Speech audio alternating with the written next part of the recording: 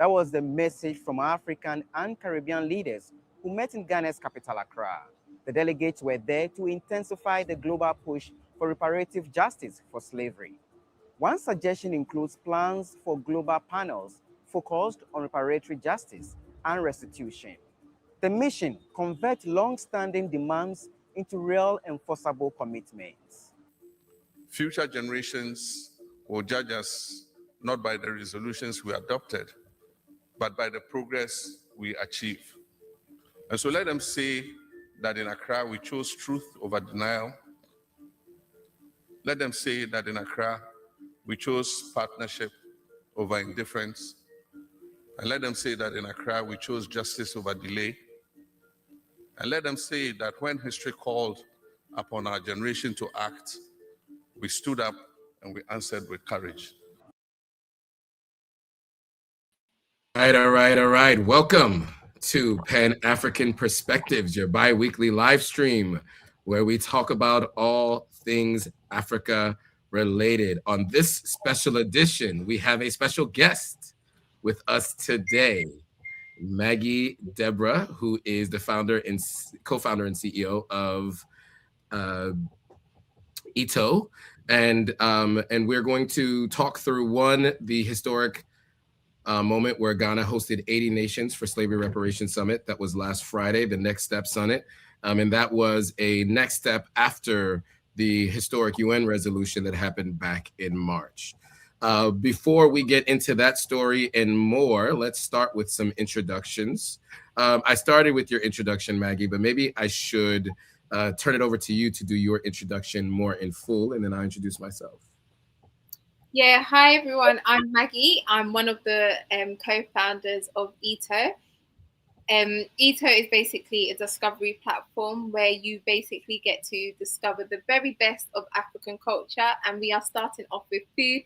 So think, if you ever want to make Ghana jollof or light soup or a gussie, etc., you need to join Ito's ecosystem. We provide short, easy recipe videos for you to follow. We also do entertaining content as well. So we have a dating show online. And then, yeah, that's it really. It's just a space for you to really discover African culture, and then also up and coming African brands and established African brands as well to help you in your everyday life. So Ito, check us out at ito.co or on Instagram, Ito Network. That's who we are. All right. And of course, we've interviewed Maggie a few times on the platform, and we are partnering Authentic African and Ito to bring lucky winners to Ghana. We have a contest that's going, Win a Holiday to Ghana.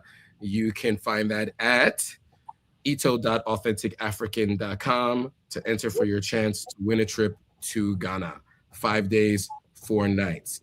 I'm Joe Hotagua, CEO of Authentic African, where we help people visit, move, and invest in the continent of Africa. We do live streams weekly where we talk about what's happening on the ground, so you know about the places that you're planning to visit, move, or invest in.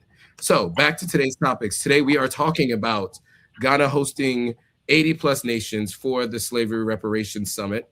And as I mentioned, this was a continuation to the historic UN resolution that named the transatlantic slave trade as the gravest crime against humanity. You guys might remember there were a few people who voted no, the United States and Israel. There were others who abstained from voting. That would be the UK and the EU and Japan and others randomly who abstained from voting. But there was an overwhelming support from all African nations, all Caribbean nations, and many other nations across the world. I will also mention Russia and China both voted yes, which I think is a point that people pointed out and thought about, especially as those two are big partners on the continent of Africa, and many folks in what is called the Middle East to many, but I'm more and more calling West Asia. Also, many of those folks also voted yes. Not to also ignore, though, the fact that they also had their own version of the slave trade that happened with what's now West Asia. Okay, So with that, we want to get into the events that happened that ended on Juneteenth. And so, you know, I think many of you may or may not be aware that Ghana's first president, Kwame Nkrumah, was a graduate of an HBCU in the United States. And I think as part of that, informed a lot of his ideas around bridging the gap between the diaspora and Ghana. He even pledged to historically Black fraternity as well. And so I think that is an important part, because when you hear of Black Star Square in Ghana, that was directly inspired by the Black Star Line that Marcus Garvey himself had attempted to do. So there are so many connections between the countries. And as you can see, Ghana has led the way in this historic moment. So to give you guys a timeline, end of last year sometime, President John Mahama, the president of Ghana, did take this reparations resolution and the gravest crime against humanity's resolution to the African Union first. African Union agreed. Then they said, let's take this now to the United Nations as a secondary step. So in March, he took it to the United States. Well, actually earlier than that, it was taken to the United Nations. And then it was put to the floor for a vote. And on a historic vote, I don't have the numbers in front of me, but overwhelmingly, it was voted as the gravest crime against humanity. However, that's not enough, right? That is just a kind of a symbolic statement. And so what I appreciated about, you know, what Ghana's doing and with the others, you know, the Prime Minister of Barbados, President of Liberia even went, President of Senegal was there, and a number of others. The idea was, how do we advance this forward, right? Yes, we have had a historic vote, but now how do we advance this forward? So I'm going to play a little bit more of this video just to give you a little bit more of an idea of from a high level what happened. And then we're going to talk through the specifics and give some actually, let me give some specifics first, play more of the video, and then we'll have some more commentary on the other side. I think that's the best way to do it. So since you've already seen the clip from the video, let me talk you through what this conference was meant to do. So it was known as the Next Steps Conference or event. It concluded in Accra on June 19th, which was last Friday. It was co-hosted by the African Union and CARICOM, and that's the Caribbean group. And the summit resulted in the adoption of the unified 19-point global framework demanding formal apologies and financial restitution from former colonial powers. So the full list of heads of state is long, but in terms of just the presidents that were there or prime ministers, you had John Dramani Mahama, the president of Ghana. He's also the African Union champion on reparations. You had Mia Mottley, who's the prime minister of Barbados. She has gone viral a number of times, and we'll play a little bit of a video from her Instagram page. I think she did a good job encapsulating her feelings and her thoughts after coming back from that event. We had Joseph Boakai, the president of Liberia. We had Faye, president of Senegal. You had the president of Namibia there. You also had the president of Gambia as well. And the chairperson of the African Union Commission was there. I also mentioned that, the president of France called in remotely as well. But key event outcomes. So the framework, leaders formally approved a strategy requesting debt relief, financial compensation, and unconditional apologies from European slave trading nations. There was also the idea of global commissions. The conference laid down plans to establish 3 global panels dedicated to managing reparations and historical artifact restitution. You guys might know I have a line called Stolen from Africa. You have the Nefertiti bronze that was stolen from Egypt. You have the Cullinan stone stolen from South Africa. You have the Ashanti gold stolen from Ghana. You have the Benin bronze stolen from Nigeria. Number of different things that are living in museums in Europe. And so this calls for the return of those things. There's also the Juneteenth commemoration. The event concluded with a historic, emotional Juneteenth traditional spiritual reflection at the door of no return inside Osu's Christiansburg Castle. And so this was really kind of the overall framework for this event. Now, we'll play this video, give you a little bit more context from a high level, get some more footage from the event itself, and then we'll have some commentary on the other side. Sounds good. The road ahead leaders warn will be difficult but necessary. One lesson we have learned is that justice is not really a straightforward road. It is often slow and uncomfortable. However, we remain engaged as a solution has to be found. It is a fact that lasting reconciliation can only be built on truth, acknowledgement, and mutual respect. For many, reparations must go far beyond financial compensation. If we are to pursue meaningful reparatory justice, our efforts must extend beyond financial considerations. They must also embrace historical truth-telling, reconciliation, identity restoration, cultural healing, education, institution building, and the strengthening of our social cohesion. Researchers say this gathering could mark a turning point fueled by renewed political will and global collaboration. If we look back at our President Nkrumah and the Pan-African vision that he had many decades ago. So the political will is important, the organization is important, and the awareness is important. So I think when you are convening this conference that includes Ghanaians, Africans from around the continent, as well as Africans from the diaspora, you have a wonderful strategic network to bring about the change that we need. But the reckoning, some argue, must also be cultural and deeply personal. Whatever mental slavery we are in now, which we are in, but we don't know. And I give the president of Ghana an example of our judges, their outfits, which I've written about before. It's not fit for our climate. It's not fit for our culture, you know, and all these things are forms of mental slavery. Our education system, our clothing, our textiles, they are things we need to work on. We need our authenticity back and our heritage back. The conference may be over, but the push for reparative justice has just begun. All right, so a couple quick thoughts that I'll mention there. I thought that was really important.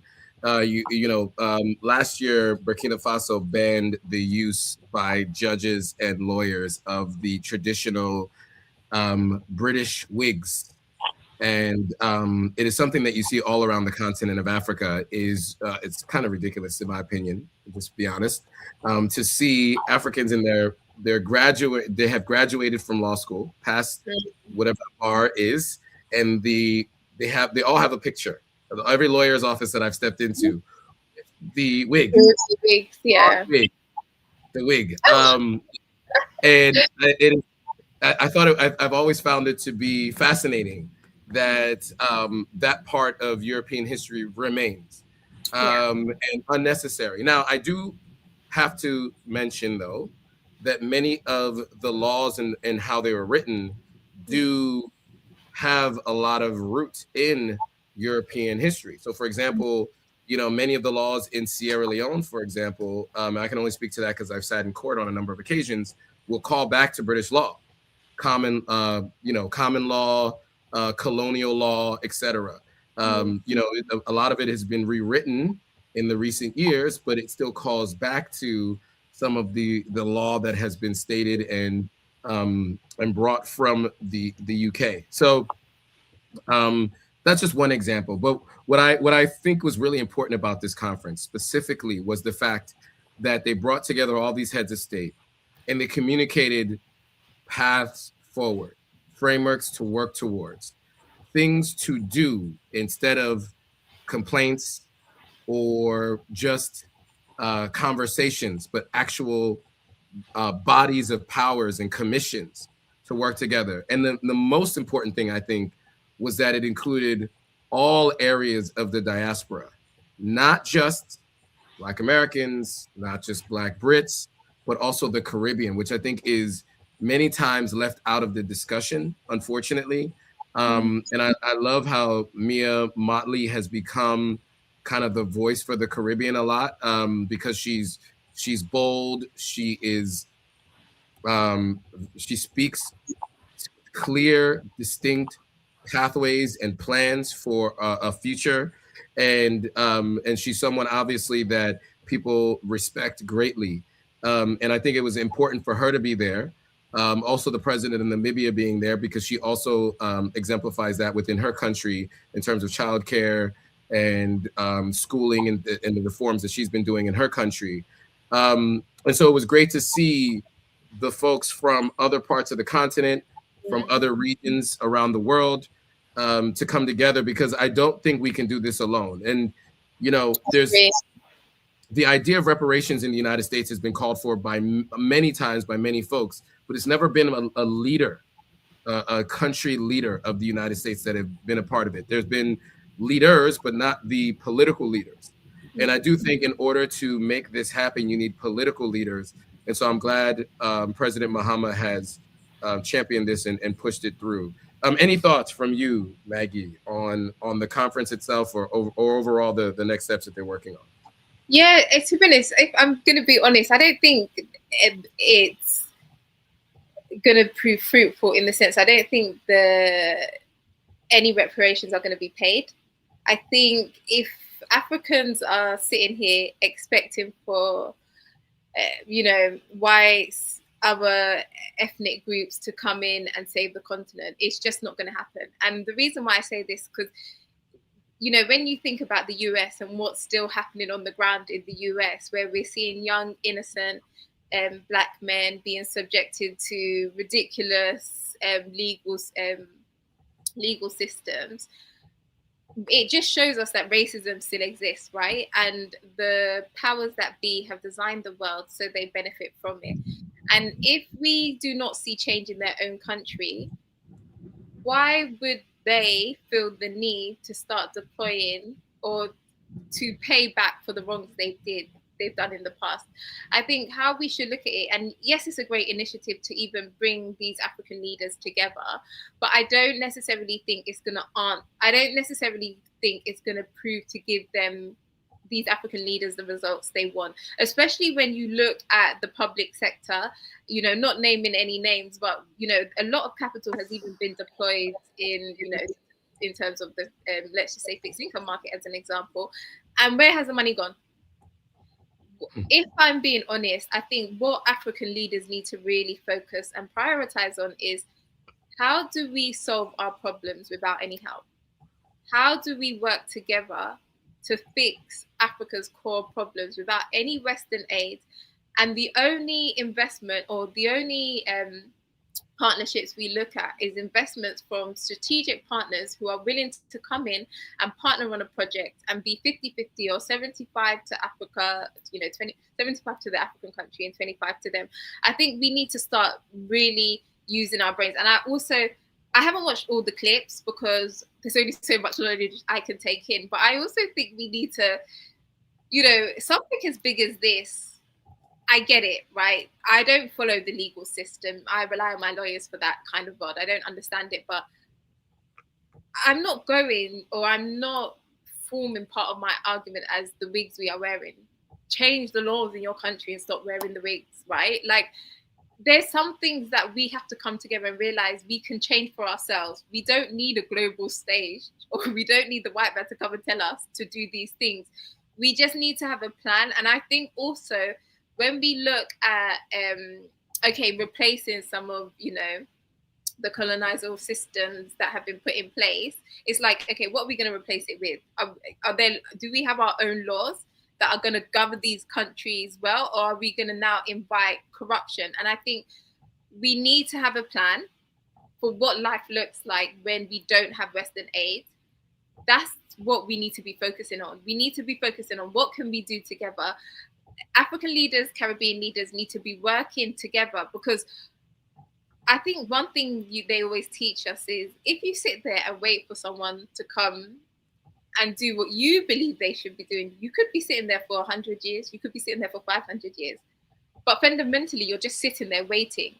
Whereas if you actually take the steps to take the action to make things change, you may not need 100 years to see change.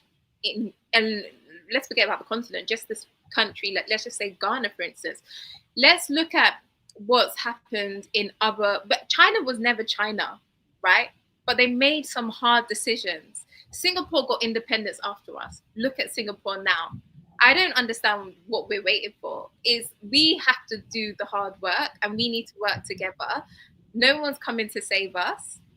And once we realize that, because I don't think they're going to pay anything, to be honest, that's why the countries that are supposed to really say yes, that's why they said no. I mean, the US, what was their vote? What was Israel's vote? What was the UK's vote? These are the countries that run the world. If they're not voting on these things, it's not going to happen. And it doesn't matter what other country comes in. If you don't have the main powerhouses involved, it's not going to happen. And also, you need them to lead it. If they really want to pay back and right their wrongs, they're going to need to lead it. But I just think we need to stop wasting time. I think we need to focus on our problems and work together. And there's actually enough capital in Africa. There's enough manpower. We know the numbers when it comes to the population size. And then at the same time, you have a global diaspora that's actually interested in Africa. What are we waiting on, guys? What are we waiting on? In my lifetime, I need to see some sort of change, because I'm not waiting for the white man to dictate anything about my life. You know, I see the system that works for them.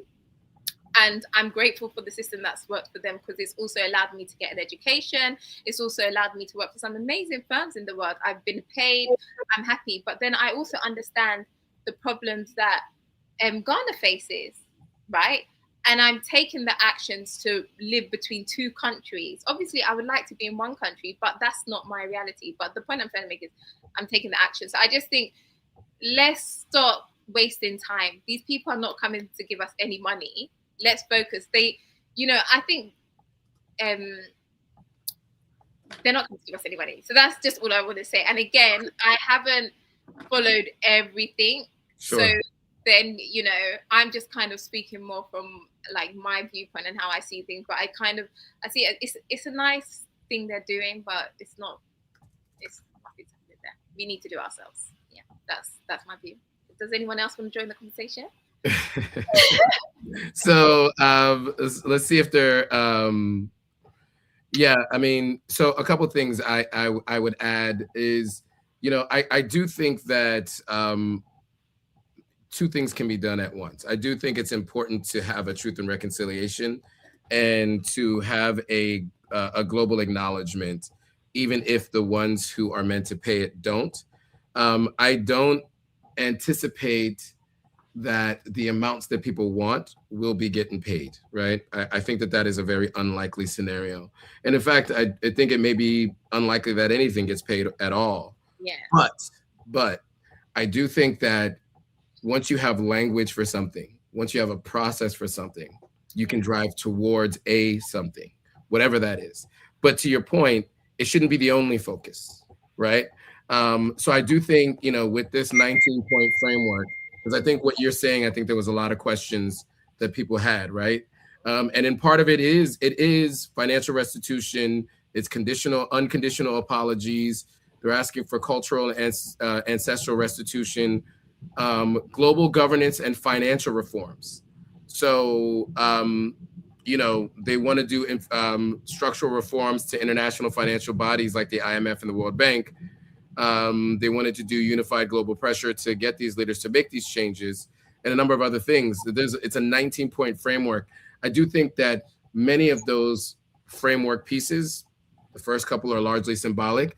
I think the others could have an impact. And I think if we have institutional frameworks for international trade and operations, and operationally changes we change the way we operationalize finance between the continent and others, that does eventually impact the overall process of moving forward. But I think the most important thing that came out of this was conversations amongst countries and individuals that are from all these different places. Yeah. So even if the reparations never come to fruition, the discussions and the frameworks for partnership and business really is what was probably the most important element of this.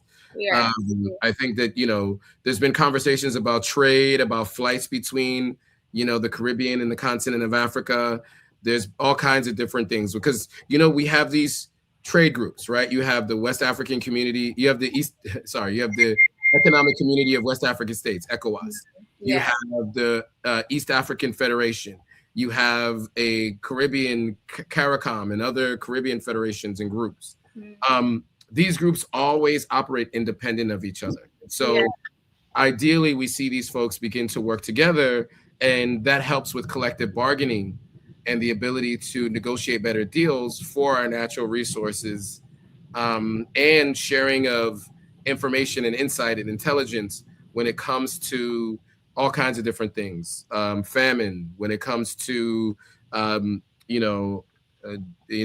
groups, etc. Right? I think all of that information sharing would be helpful, especially if we do it amongst each other, who all have similar plans and goals of a path forward, versus operating with a blind belief that those who perpetuated these same crimes are here to help you progress forward, right? Okay, so a couple of things I do want to play, because Mia Mottley, as I mentioned, the Prime Minister of Barbados, is a powerful figure. She had a lot to say. So a couple of people on Instagram, though, had some comments. Raskilo says, focus on making our cultural progress and traditional practices flourish in our economic cycle. We have Lydia saying, yes, change operational processes and improve negotiations and track information sharing. Yes, I think all of those things are absolutely important. And I think trade between these groups is super important. We are all net importers of products throughout the Caribbean, throughout the African continent, and we all have products that each other uses that we buy from other third parties. Yep. So we should be absolutely working together more. And the thing is, I think on that, just before you go, I think people need to realize it's in your everyday decisions, right? It's in, okay, I wake up, what toothpaste am I using? Where is the food coming from that I'm eating? You know, and then once you start to create demand for like Black-owned goods, then you will start to see, because I think the problem we have is that we're not creating demand for these things, right? So therefore, it's hard for even intra-Africa trade to happen, because the demand, like we rely too much on the West. But if you make a conscious decision and you say, actually, I'm going to avoid going into, a Western supermarket in Accra, for instance, and then I'm going to shop local, that shop in Accra is going to be forced to close down.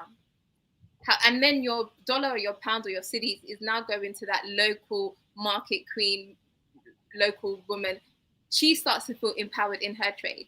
She's then thinking, okay, I might need more, let's just say tomatoes. And then she's thinking, okay, Ghana's now not producing enough. What neighboring country can I go to? And you'll be surprised, because people will be surprised that on the ground businesses that are currently actually operating in Africa, but because of the way you shop and the way you seek for information on things, you're not connected to it, right? So it's for you to make that conscious decision to say, actually, I want to shop more Black-owned, and because of that, I'm going to stop going to these Western stores, and then I'm going to find more local stores that I can support. I'm putting my dollars in them, and then they're doing the work they need to do to basically bring you more products and more services.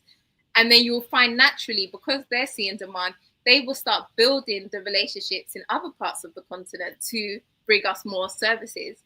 And I think that, so we just kind of need to be conscious of where are we sourcing goods from. Because I've seen some amazing women in Kenya doing avocados, etc. Let's make it make sense. Let's make it make sense for us. And we're buying these things, but we say we want all this change, and then you're going to shop at, I don't want to say the name on here, but you're going to shop at like an international supermarket in Accra.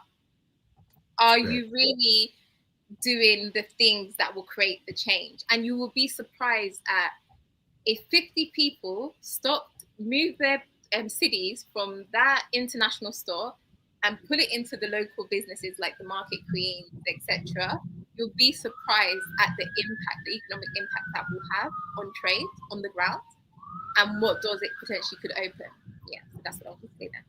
Yeah. Absolutely. And a couple of things really quickly. I saw Jada mention a good point here. The backlash this could potentially cause between Africans and Black American community. Talking reparations while heavily including the Black community in America is just asking for major trouble. Talk about sabotage, shooting yourself in the foot. I think what Jada is referring to here is the fact that some of the loudest, advocates for reparations have been those who had been trafficked, and the descendants of those in the United States. And they definitely need to be leaders in the Black community in the United States do absolutely need to be included in the conversation. I agree with that. I don't know who all was there. I mean, there were a lot of folks. I also know around this same time, many folks were at the launch of Barack Obama's presidential library and the center that he built in Chicago. Yeah. So, I don't know who was able to fly in from the U.S. to go to Ghana for this in particular. But I do think it is important, though, to include prominent figures in the Americas. But again, policymakers are the ones that are going to actually get a chance to move this forward. So it would have to be policymakers in America, because we're talking about all heads of state, or many of them were heads of state that were having a lot of conversations about decisions and legislation, et cetera. And so obviously having leadership from the US makes sense, but political leadership is definitely going to be necessary because unfortunately, much of the people who've been championing this in the United States has not been political leadership in the United States, right? So, to get the US to make this decision or to be a part of this, you kind of need to have someone in position of power to do that. And that's been one of the challenges that we've had here in the US is not having allies and or partners who are really serious about it. We've had a couple of folks mention it. I heard Gavin Newsom throw it out there once, the governor of California, who's potentially running for president. I've heard him say it once or twice, and a few other folks, but it hasn't been a core part of the discussions. And so, but I do understand what Jada was saying.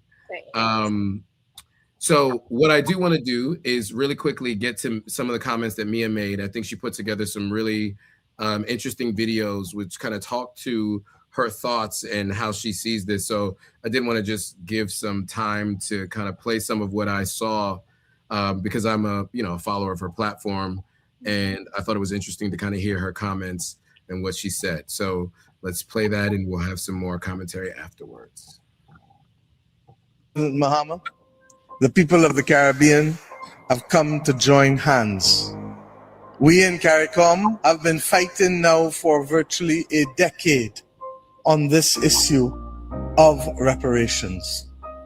And we believe that this effort to bring all of our global partners here together in Accra will allow for this too to be regarded as a historic moment. We live in a world today where people call out people for everything, but yet we have not found the moral courage to state unanimously across humanity that this grave crime against humanity that persisted for centuries ought to be declared so by all. That others choose to remain silent is a reflection of them, not of us. There are others who say that there's been slavery before, but ours was the only one to declare us as chattel and as property. I stand here today on behalf of the government and people of Barbados, conscious that our duty is to repair. And our duty is to call for others to repair. Regrettably, our parliament was the first parliament to establish the 1661 Slave Code, 2 decades before the Code Noir, which has just been repealed in France. That slave code came to be mimicked, copied exactly in some of the colonies of the United States of America and the Caribbean, and in others used as a platform for their own slave laws. It is the categorization of us as subhuman. It is the categorization of us as chattel, as property, that stripped us of our dignity first and foremost, but equally removed from us the choices that are necessary in life to truly express freedom. We have come to ask that those efforts be coordinated in such a way such that we can bring healing to our population. I believe that our working together with the CARICOM 10-point plan on reparatory justice, which has been revised and which we have brought some copies here to share in Accra, will add to the excellent work which you are doing and the establishment of the committees that will carry on the work for our people. These committees, however, will only mean something if we can stay together united. All right. I mean, this video is rather lengthy. I don't want to play the entire video. You guys can understand that, but I think you got the gist of her speech there, and I think the biggest thing that we're walking away from this thinking is, look, we live in a capitalistic society, and in order for us to really get the truth and reconciliation, I think you need to have power, and with power, generally, it requires finance. So I think we need, as I mentioned, collective economics. We need, group economics, and to work together to build, really what could end up being a very powerful state. Whether we're not all one state or not, but we are operating together as a larger group. There's much more that we can do for our people. So, there was a lot that she said there, and I think, she made a lot of great points. And I think, beyond all the things that they've been pushing for over the last 10 years, as she mentioned, I think what's going to be really important is the trade that was discussed in those rooms, and discussions around how do we build together beyond trade, manufacturing, and all other things that are really required to kind of help advance all of our people in all of these nations. So, any other final thoughts before we move on to the next stories? Not from me. Okay. Cool. Yeah. All right, cool. So with that, let's move on to the World Cup. So obviously, Meg is in the UK and is a UK Ghanaian. Yeah. So, that's like doubly soccer heavy, football heavy, I should say. Yeah. Internationally football heavy. I am Americanized. And, from us on this side of the pond, we're not very much into football, international football. I mean, in fact, we call it soccer. Soccer, yeah. We call a game where you throw the ball football. It has confused many folks, so understandably so. But one of the things that was pointed out through many discussions that I've been having is when we watch the World Cup, many of the players from these different countries happen to be of African descent. You've made some points as well, and I think I want to play a couple of videos for you guys to kind of see how this discussion has progressed around the World Cup. And for me, what I think about a lot is, what if those people who are first generation American or first generation in these countries or immigrants actually played for their home countries? How different the results might be in the outcome of many of these matches. But before we even get deeper into that, let me go ahead and play a video here There's a couple of videos where people had some thoughts, but I thought this one was kind of interesting when you see the way each game was promoted and many times who the best players of each team might be. So I'll play a video and we'll have some commentary on the other side. We'll play two videos back to back, actually. So we'll play this one first, and then we will give you some more commentary on the other side. According to FIFA, the whole world is black except Asia. This is Mexico versus South Korea. United States versus Paraguay. That's France versus Senegal. Spain versus Cape Verde. Canada versus Qatar. That's hilarious. This is Qatar versus Sweden. I mean, Switzerland. That's so funny. This is Sweden versus Tunisia. I wasn't wrong about Sweden either. Germany versus Morocco.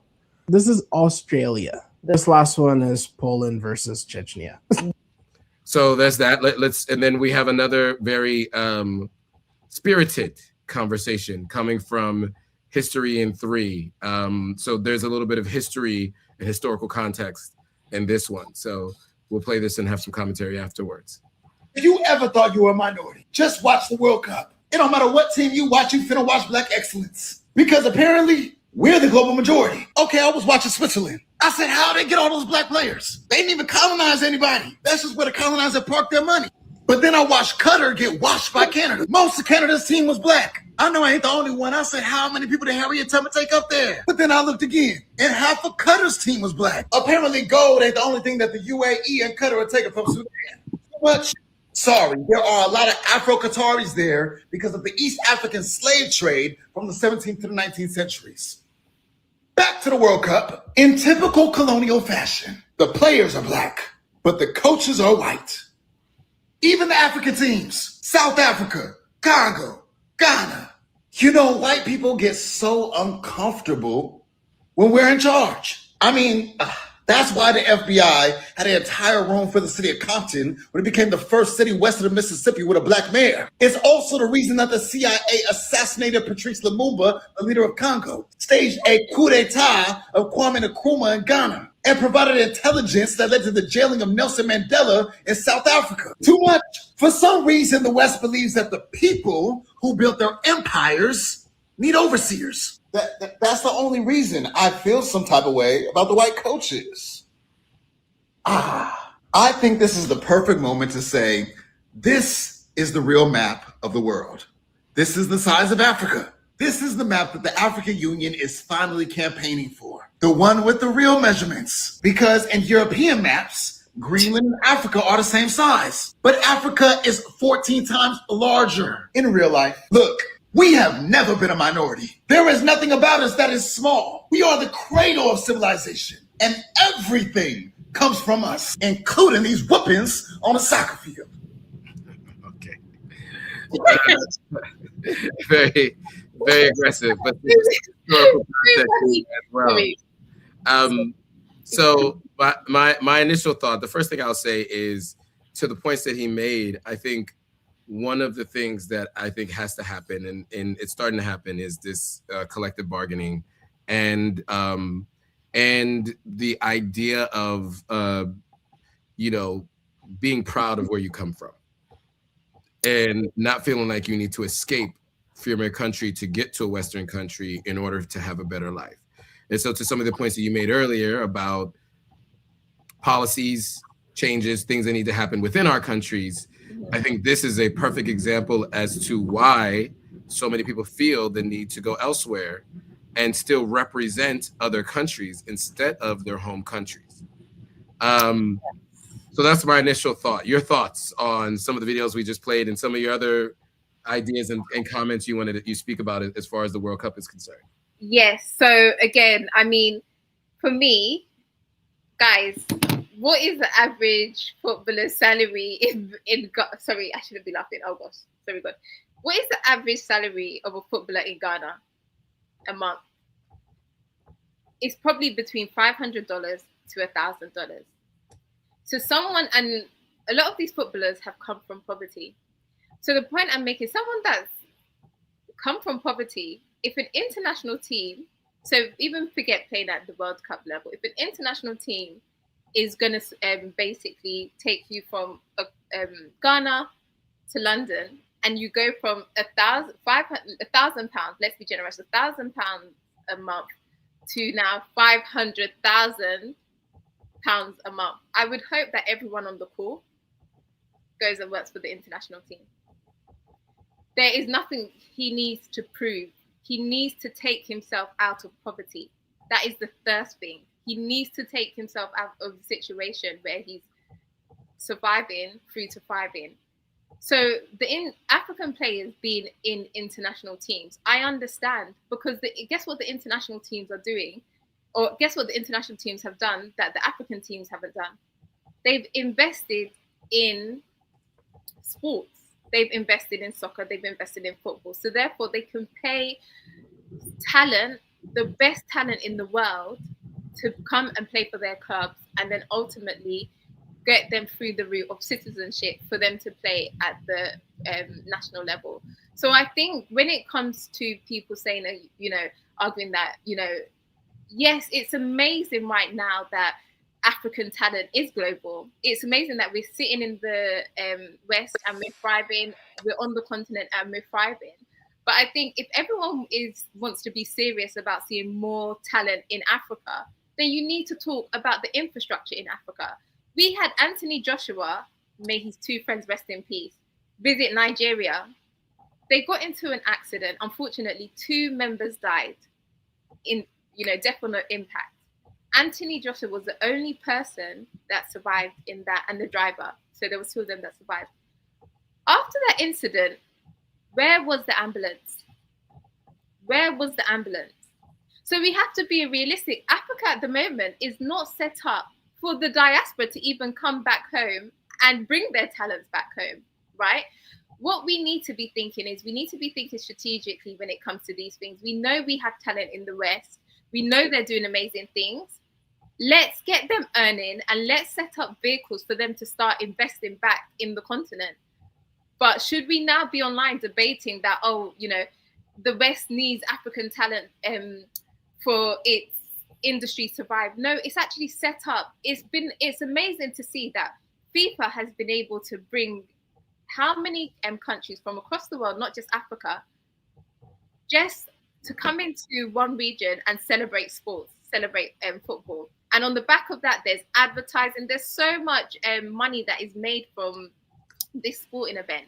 So the point I'm trying to make is we should be seeing this as a positive thing, and we should be seeing the fact that the African diaspora are traveling to the West and are being recognized. But how do we get them to contribute back home? And that's all I was going to say on that part, really. We just need to need to just start celebrating our people wherever they are in the world and say, guys, do your thing, but how do we still stay connected to home, and how can you still stay connected to home? Because I think just my fear is that if we start kind of complaining that they're not playing for Ghana, they're not playing for Nigeria, etc., it starts to create a distance, a divide. And then in the teams they're playing with, they may not be around the community, and then before you know it, they're so detached from home. So okay, yes, he's playing for England, yes, he's playing for France. Let's celebrate. They need us. We know they need us. How do we work with our players to bring them to invest back home? Because that's it, really. Yeah, so I definitely think they should invest back home. I would say, though, that there's a difference between playing in those leagues and then representing your country. So I would say the only thing I would say differently from that is if you are born and raised in one country, you should represent your country and play in the World Cup. I do understand the professional leagues. I get it. The disparity in pay is something else. So of course, 100% understand that. But to your point about bringing, sorry, no, go on. No, but to your point about bringing the money back home, I think that is even the most important point, right? I think giving people vehicles for how to do so, and also giving other people the opportunity to come to the continent, I think is hugely important, because what happens many times is people come back, they think about businesses, infrastructure, things that they can either improve, get involved in, do. And I think all of us collectively working together helps to kind of progress the continent forward.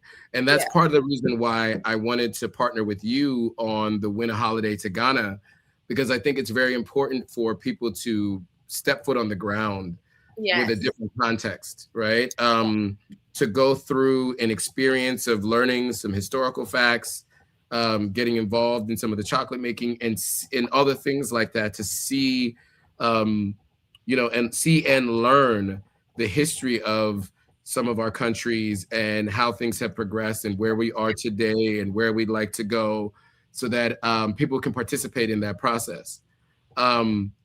So in the interest of time, realizing that we are running low on time, I know we started 30 minutes late, so I appreciate all you guys who joined when you did. Any things we want to talk about in terms of the trip to Ghana, Win a Holiday to Ghana contest, for those who haven't been made aware, who are just hearing about this for the first time, and for those who are on the fence about whether or not they want to sign up for their chance to win a trip? Oh, you're asking me? Yes. Any thoughts? Sorry. Yeah, no, guys. I mean, it's an amazing trip. I think if you go through Joe's platform, you can kind of see some of the earlier communication I gave on it. I guess when we started ITO, we knew it was we're building a digital platform here, but what we kind of see as being this pan-African ecosystem where we're just celebrating the culture, we said, when it comes to incentives or events, we want it to be meaningful ones. And for me, I think when you think about, I love food, I love quality food, I love African food. It's just so flavorsome. So I think when we birthed the Win a Holiday to Ghana competition, it was just how cool would it be for us to fly winners into Accra and let them experience authentic African flavors on the ground, in person, in Ghana, on the continent. I mean, for the competition, this is the second time we'll be running the competition. Last year, we flew our winner, Tamara. She was from, I believe, Houston, Texas, Houston. Sorry, there's so many states. I get confused with the American system, but she's definitely from Texas, for sure. Okay, yeah. Okay. Well, she's living in Texas. She's actually from Philly, but she came from Texas to Ghana. Yes. Okay. Yeah. So, but yeah. So, I think for us, it was it's just a way for us to give back, and we just felt. I mean, with Tamara's experience last year, it was amazing for us as an organization, because this was Tamara's first time on the continent, yellowed in Ghana, right? And then at the same time, I think when we look at this competition, it's an annual thing we're going to do. We want it to grow into something bigger. We want it to grow where we can take multiple people from different regions of, whether it's the West and parts of Ghana, and bring them into Accra. Have everyone obviously enjoy Ghanaian culture, but it's really just about connecting people. And I think that's what I love about what we're doing at ITO, because when I think about African culture, food is very big for us.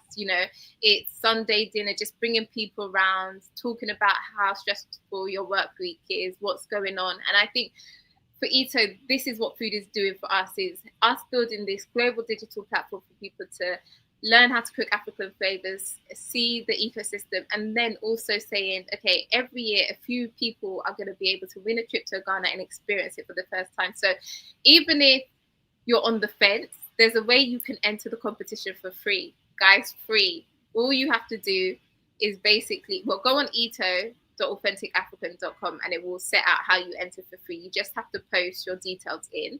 Or alternatively, you just make a small payment and you could be the lucky winner. But ultimately, the competition is not going nowhere. I'm hoping over time we can evolve it into something bigger. And it's amazing. I just think, for me, I just remember if I was in uni, or if I was just in my early career, or let's just say I was in the UK and I'd never been to Ghana before, a competition like this is amazing for me, because not only do I get a free flight, a free accommodation, I also get an organization that understands the Ghanaian ecosystem to host me in Accra. So yeah, and that's the page right there. So you can kind of check out our campaign, and then you can also, and then the section that Joe's just highlighted right now, this also shows you the ways you can enter. And then you could, if you click the See the 2025 experience, that will also bring you down to Tamara's experience last year. And what we do say for people entering the competition, you have to be comfortable to be filmed, because Ito is a digital platform. So everything we do, we like to take content just to show our global audience what is also happening in the experience. So yeah, this content here shows Tamara's experience. And then, you know, Joe's also had an interview with her. Yes. To get live feedback. Yeah. Absolutely. And so for those who aren't aware, I met Tamara last year while I was in Ghana on my trip. Just so happens that my trip overlapped with hers. And so I had reached out to Maggie, let her know that I was in Ghana, because as I always do, I reach out to everybody who I know who's in country or who generally is in the country to let them know I'm in country. She was in the UK, but she mentioned that her winner was there. And so I sat down and met with Tamara, and she explained what her experience was. And so I met her on, I think, this day, whenever she had the next day after she had landed. And so she had already experienced some of these things. And there were a couple events that we had gone to, and she had explained what it was like to be at this fashion show, what it was like with the chocolate, what it was like going to the Kwame Nkrumah Museum.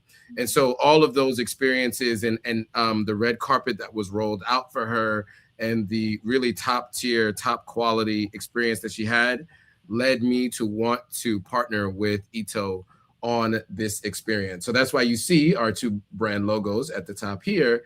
And we do want to mention that one winner has already been announced. She's from the UK. She will be coming to Ghana.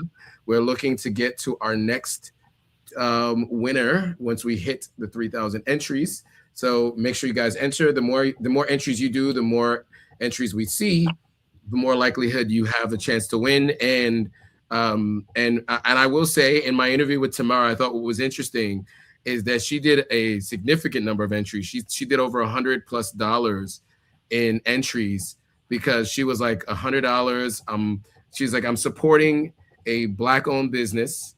That was her words exactly, and also gives me more opportunities to either go or support the people who are going. And so I thought it was a really good way to think about it. And so the interview with her, you guys will be seeing that shortly. It was a great conversation with her, because she had like a really good mindset for how she approached it. And it obviously worked out for her, because she went to Ghana and her stay as well. So yeah. Yeah, so it did work out for her. And I guess, again, like, you know, it's a competition, guys, to make the best individuals win, but it's something we at Ito are going to do annually. So you definitely want to be following both Authentic African, or you're already, and Ito, to stay up to date with our competitions and our community give back. But I think, again, you know, even if we listen to the earlier message, we really are in a time where we just need to support our own and support the things that we have going on. And I think for those that are curious about Africa, curious about Ghana, this competition, hopefully you win. Even if you don't win, it's just a good way for you to basically, you know, see what's going on in Ghana, because we take really strong content on the winners when they arrive. You know, we really do host them. So even in the experience, what we try to do is really immerse you in Ghanaian culture. So when it comes to our food, for instance, fufu and light soup, you know, we love our fufu. So we always ask that our winners try some of the local dishes. You know, you have jollof rice. Jollof rice, I think a lot of people in America have heard. You have spinach stews. We just have so much flavors that we just want to immerse our winners in. And then we also have other experiences. So, you know, Ghana's the second largest African producer of cocoa. So when you have a chocolate bar, the ingredients to make that chocolate bar actually could have come from Africa. And unfortunately, when it comes to the confectionery industry, after Côte d'Ivoire, we don't touch a significant percentage of revenue that's being made. It's all being made by Western countries. So, you know, there's amazing companies on the ground. The one we took her to was, if I remember, it was from 1957. You could see the video on our page. But ultimately, she had they went through the history of cocoa, how they make chocolate. She had a chocolate making class, and I think this is where we're, you know, for us, it's showing you the culture, it's showing you the history. She visited Kwame Nkrumah Museum as well. At the time, she was in Ghana around Dirty December, so we had a lot of events happening. There was a fashion show at Treehouse, Beanie Man was there. I mean, December in Ghana is a vibe. So, you know, we've really been particular about when we host this competition, because we want to give our winners the best experience. But again, I would say go and check out ito.authenticafrican.com and just have a look at Tamara's experience. And then also, Joe, confirm, have you uploaded Tamara's video on YouTube? No, it needs to be edited. So we have to edit the video first. But yeah, but once the video gets edited, we'll make sure that you guys have access to it. And there'll be plenty of clips from it as well.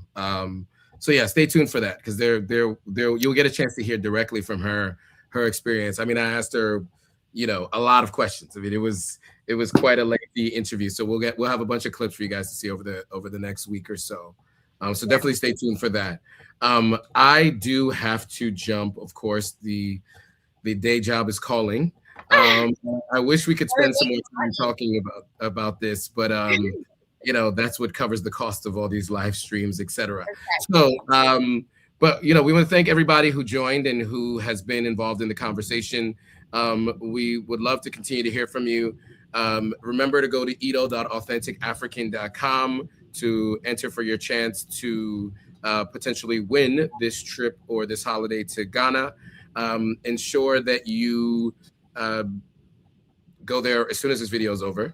And those of you who haven't already, make sure you like, comment, subscribe to this video and the Ito platform. It's Ito Network. Ito Network on Instagram. And then you can also find us. You can join our mailing list. And our mailing list is where all the action happens, because that's where we're sending out the recipes. We're also giving our community access to discounts. We're also telling you live cultural activations that are happening in the city near you. And we actually also cover the US, but we tend to cover New York, DC, and we covered Chicago recently just because of Obama's center, but you guys already knew about that anyway.